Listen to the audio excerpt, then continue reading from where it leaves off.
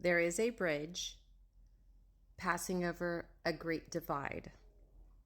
It connects both sides. But on one side, the bipolar right wing, left wing bird is disintegrating. It's being ripped apart. On that side, which is still connected to the other side, it's going to be very painful.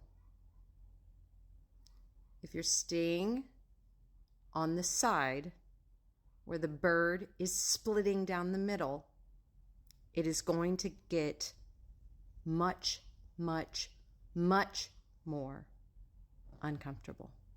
I'm not saying that on the other side of the bridge that we're not feeling discomfort, that we're not still seeing the illusion of separation, that we are divided from the other side, which feels uncomfortable because that's not our natural state.